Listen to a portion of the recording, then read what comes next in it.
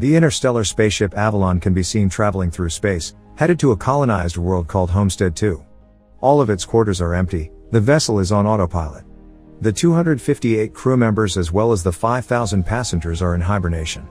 Suddenly, the ship passes through an asteroid belt that's weakening its shields.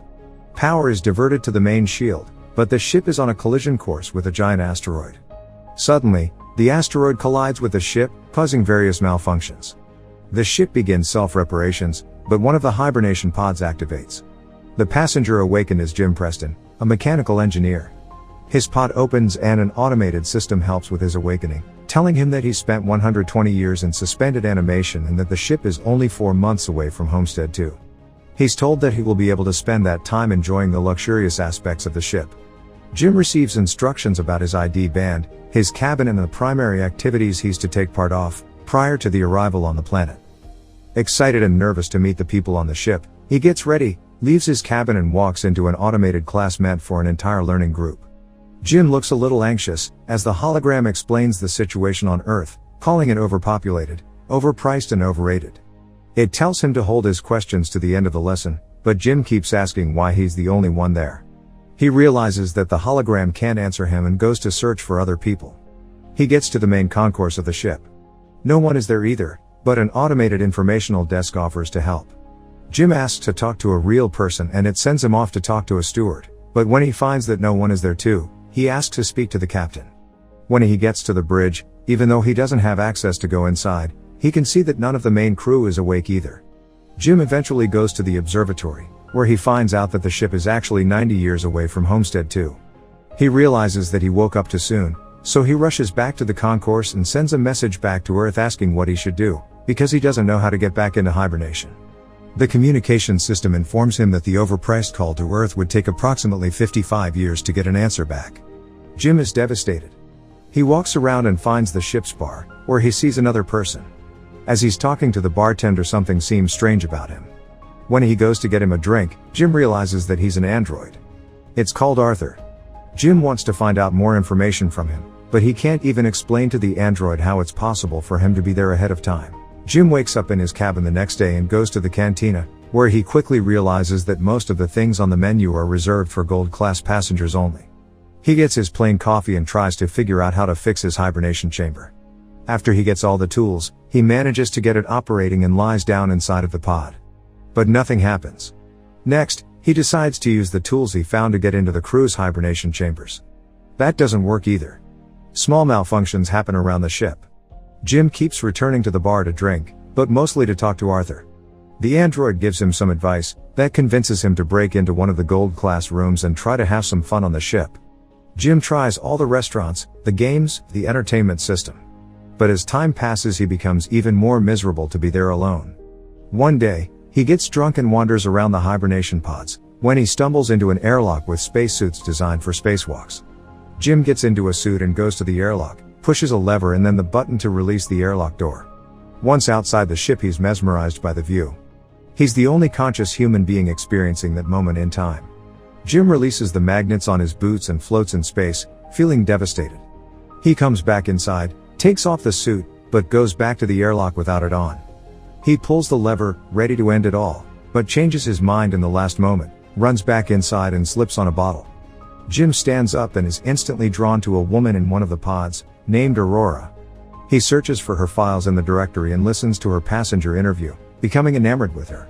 Later he's seen sitting next to her pod, still listening to her interviews. Back in the bar, he's reading some of her work and is talking to Arthur about her writing. He becomes obsessed with the irony of his situation, going to another planet for a better life, waking up early and not getting there, and finding his perfect woman, only for her to be out of reach. Jim keeps thinking about her and starts getting the idea to wake her up too. He talks it over with the android, but he doesn't understand the conundrum. If he wakes her up for his own benefit, he'd be stranding her there with him, to die on the ship. Jim decides against it first, but as time goes by he can't let it go. Until one day, he changes his mind. He goes to her pod and manages to activate it. As she's waking up and going through the same process as he did, he hides and goes back to his room. A little bit later he goes to the main concourse, hoping to find her. And there she is, just as confused as he was a year ago. Jim tells her they're the only ones awake and takes her to the observatory. Then he tells her that he can't get to neither the crew, nor the main commands of the ship. Aurora freaks out and wants to get back into her pod. When they get to it, Jim explains that there is no special equipment on the ship that can help them get back into hibernation, effectively telling her that they're stranded. They go back at the concourse and he tells her that she should rest, since she just came out of hibernation. She feels sorry for him, having to spend more than a year alone on the ship. Jim goes back to the bar, feeling regretful about what he did. He asks Arthur not to tell Aurora that he was the one that woke her up. The next day, Aurora wakes up. She goes back to the concourse and asks the automated info desk about the hibernation pods. Jim joins her there and they go to get breakfast. As they leave, the info desk has some sort of malfunction. In the cantina, Aurora realizes that Jim has been eating the same breakfast for more than a year and gets him one of the gold class menus. They talk about the possibility to fix the pods, but, unlike Jim, Aurora isn't ready to give up. She searches through the infirmary, then goes through research documents, eventually ending up at the crew's hibernation quarters trying to break the doors open. Jim notices more malfunctions throughout the ship. Sometime later, Aurora laments about her life on the Avalon. She writes, jogs around the ship and swims in the pool, becoming more and more aware of her situation. She goes to the cantina to interview Jim, thinking that his story might be interesting. She asks why he immigrated to the colony. Jim answers with slogans from the company first, but then further explains that he hopes that on the new world he could be somebody, he could build a life. Later, they end up in the observatory and Aurora finally shares her reason to be there. Unlike the other passengers on the ship, she has a round-trip ticket. Her idea was to go to Homestead 2, live there for a year and come back to Earth, to become the first journalist that has ever done that, writing the greatest story that ever was. Aurora slowly gives up on finding a way to fix their current predicament and Jim figures out a way to cheer her up. He takes her dancing, to the cinema, and to the basketball court. Lastly, he takes her to the bar to meet Arthur. She relaxes for a bit, until she remembers their situation. Jim is left alone with the android, feeling awful about what he's done to her. The next moment he's seen tinkering with something and in the other Aurora walks into the observatory to find a miniature of the Chrysler building he made for her. Sometime later, they go on a date at the bar. They have dinner and share stories about their lives. She tells him that her father died when she was a teenager. After the dinner, Jim takes Aurora to the airlock and they get into the spacesuits. They go out for a spacewalk together. Jim finally has someone to share that magnificent experience with. Jim switches off the magnets on their boots and they float together in space. They come back inside and immediately kiss, retreat to his cabin and sleep together. Soon after, they start living like a couple. Aurora moves into his cabin and writes about her life on the ship. They jog together, eat together, sleep together. Jim explores the ship further and finds the hydroponics bay. He brings Aurora flowers. One day the ship passes by a red giant and they go to the observatory to see it. It's Aurora's birthday, so later that night they celebrate it in one of the many restaurants on the ship and then the bar. Jim goes to the washroom and prepares the ring he made for Aurora, while she stays in the bar chatting with Arthur. The android tells Aurora that Jim woke her up intentionally, unaware that he was still to keep that a secret. Suddenly, Jim comes back and she confronts him in absolute disbelief. She runs away furious and panicked. Jim comes back to his cabin to find all her things gone. He runs into her in the cantina the next day, but the moment he speaks, she runs away. Aurora is desperate. One night she goes over to Jim's cabin, punching and kicking him, wanting to kill him. Talking to her over the comm because she keeps avoiding him, Jim tries to apologize and explain his actions to her.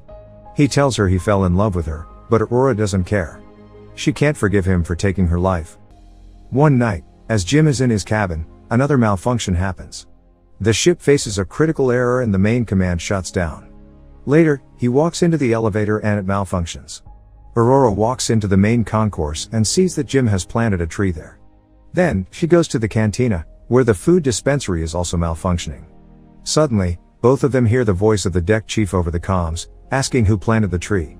They both run into the concourse and see Gus Mancuso standing in front of Jim's tree. They introduce themselves and tell the chief about the situation.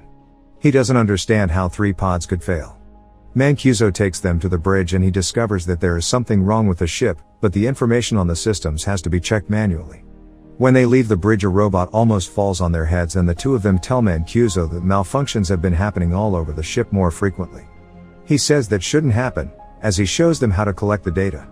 Mancuso checks on the pods, when Jim joins him there. He's figured out what happened with Aurora's pod. The deck chief finds what Jim did to be terrible. Later, He's at the bridge checking the collected data, when Aurora joins him. They talk about what happened with her pod, but he tells her that he can't do anything about it. Jim walks in with the 16th broken robot. Mancuso feels the hibernation sickness, so he goes to rest, but as he walks out, he coughs out blood. That night, Aurora can't sleep, so she goes for a swim. Suddenly there's gravity loss throughout the ship and she starts drowning as the water from the pool moves with her. The gravity drive resets and she barely makes it out alive. They both run into each other going to find Mancuso. The three of them are back at the bridge, slowly discovering what has been going on with the ship.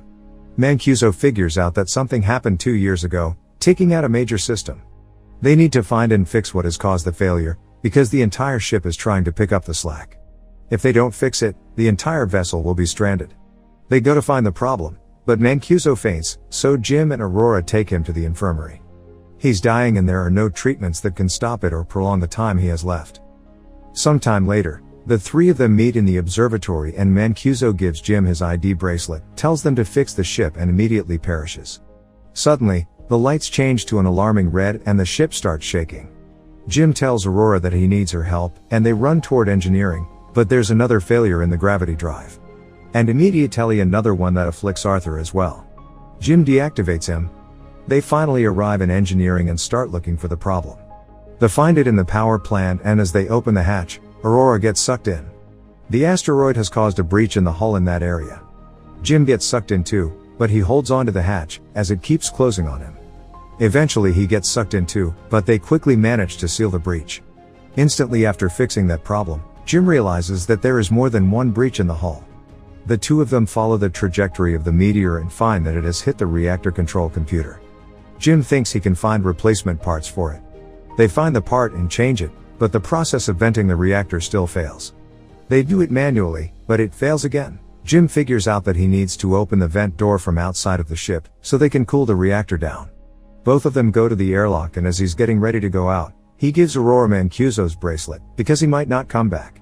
She helps him with the suit and as he walks into the airlock she tells him to come back because she can't live on the ship without him. Aurora goes back to the reactor, where the temperature has hit critical heights. A bolt from the reactor propels into her arm, as Jim is getting closer to the vent from the outside and sees the door. The temperature rises in the reactor room, while he is trying to bypass the vent door to open it. He soon realizes that he'll have to manually hold the door open so the reactor can vent and he tells Aurora. She doesn't like the plan, but he goes ahead with it and tells her to vent the reactor. She doesn't want him to die and they argue, but he tells her that they have to save the other people and she vents the reactor. The process is successful, but the fumes from the reactor push Jim away and break his tether. The pressure in his suit is dropping too. He tells Aurora what happened and she moves as fast as she can to get to another suit and bring him in. He apologizes to her again. She puts on a suit and flies out to get him, but her tether is too short. She's pulled back, but suddenly grabs onto his tether and manages to pull him in. Aurora drags Jim into the infirmary, only to find out that he's already dead. She uses Mancuso's bracelet to override the medical protocols and to resuscitate him. The medical pod does the work automatically and revives Jim. Aurora forgives him. Later, Aurora fixes Arthur and they give Mancuso a proper space burial. Jim takes her to the infirmary and tells her that he's found a way to use the medical pod as a hibernation one. He tells her to get inside the pod and ride out the rest of the journey in there. But, as is later revealed, she declines and decides to stay with him, awake on the ship. Jim finally proposes to her and they live out their lives on the ship. 88 years later, the Avalon arrives on Homestead 2. The crew wakes up and finds the ship in a very unexpected state. Aurora leaves them a message, retelling the story of the life her and Jim had on the ship while the rest were sleeping.